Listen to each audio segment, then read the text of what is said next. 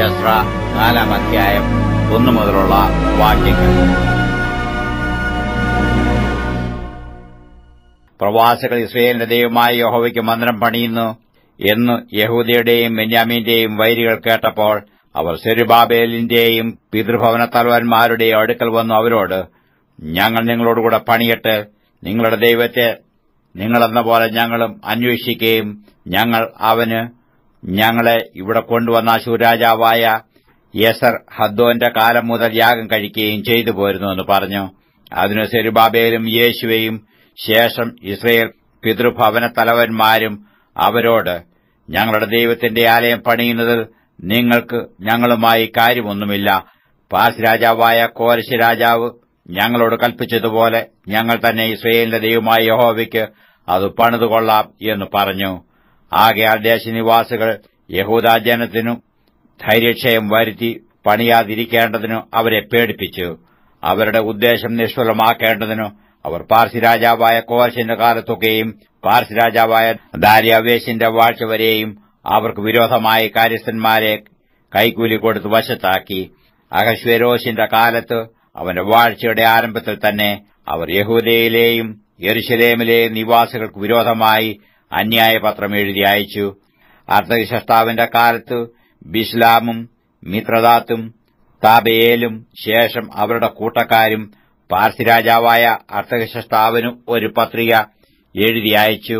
പത്രിക അരാമ്യാക്ഷരത്തിൽ അരാമ്യ ഭാഷയിൽ തന്നെ എഴുതിയിരുന്നു.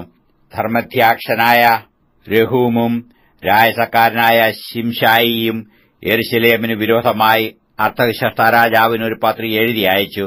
ധർമാധ്യക്ഷൻ രഹൂമും രായസക്കാരൻ ശിംശായിയും ശേഷം അവരുടെ കൂട്ടക്കാരായ ദീന്യർ, അഫർസത്യർ, തർപ്പേല്യർ, അഫസ്യർ, അർക്കവ്യർ, ബാബേലിയർ, ശുശൂന്യർ, ദേഹാവ്യർ, എലാമ്യർ എന്നിവരും മഹാനും ശ്രേഷ്ഠനുമായ അസ്നപ്പാർ പിടിച്ചുകൊണ്ടുവന്നു ശമര്യ പട്ടണങ്ങളിലും നദിക്ക് ഇക്കര മറ്റ് ദിക്കുകളിലും പാർപ്പിച്ചിരിക്കുന്ന ശേഷം ജാതികളും ഇത്യാദി.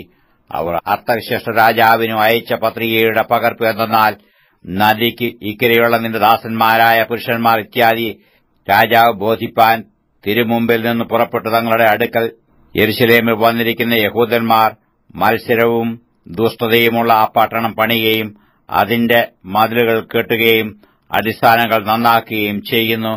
പട്ടണം പണിതു മതിലുകൾ കെട്ടിത്തീർന്നാൽ അവർ കരമോ നികുതിയോ ചുങ്കമോ ഒന്നും അടയ്ക്കയില്ല.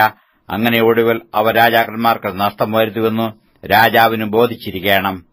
എന്നാൽ ഞങ്ങൾ കോവിലകത്തെ ഉപ്പ് തിന്നുന്നവരാകയാലും രാജാവിന് അപമാനം വരുന്നത് കണ്ടുകൊണ്ടിരിക്കുന്നത് ഞങ്ങൾക്ക് ഉചിതമല്ലായകയാലും ഞങ്ങൾ ആളയച്ച് രാജാവിനെ ഇത് ബോധിപ്പിച്ചുകൊള്ളുന്നു.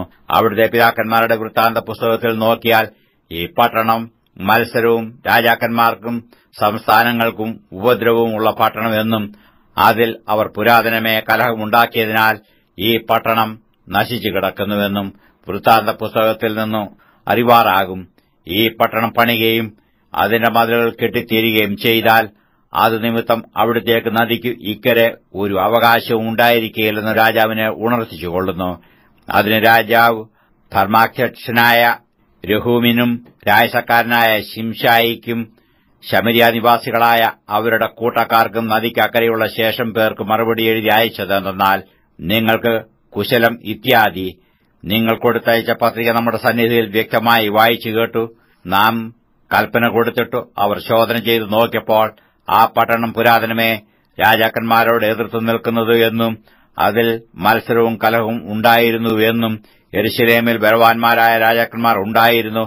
അവർ നദിക്കു അക്കരെയുള്ള നാടൊക്കെയും വാണു കരവും നികുതിയും ചുങ്കവും വാങ്ങി വന്നുവെന്നും കണ്ടിരിക്കുന്നു. ആകയാൽ നാം മറ്റൊരു കൽപ്പന അയക്കുന്നതുവരെ അവർ പട്ടണം പണിയുന്നത് നിർത്തിവെക്കേണ്ടതിനു ആജ്ഞാപിപ്പീൻ. നിങ്ങൾ അതിൽ ഉപേക്ഷ ചെയ്യാതെ ജാഗ്രതയായിരിപ്പീൻ. രാജാക്കന്മാർക്ക് നഷ്ടവും ഹാനിയും വരരുത്. അർത്തഹ്ശഷ്ടാ രാജാവിന്റെ എഴുത്തിന്റെ പകർപ്പ് രഹൂമും രായസക്കാരനായ ശിംശായിയും അവരുടെ കൂട്ടക്കാരും വായിച്ച് കേട്ട ശേഷം അവർ യെരുശലേമിൽ യഹൂദന്മാരുടെ അടുക്കൽ ബന്ധപ്പെട്ടു ചെന്ന് ബലാത്കാരത്തോടെ അവരെ ഹേമിച്ച് പണിമുടക്കി. അങ്ങനെ യെരുശലേമിലെ ദൈവാലയത്തിന് പണിമുടങ്ങി. പാർസ് രാജാവായ ദാര്യാവേശിന്റെ വാഴ്ചയുടെ 2-ാം ആണ്ടുവരെ പണി മുടങ്ങിക്കിടന്നു.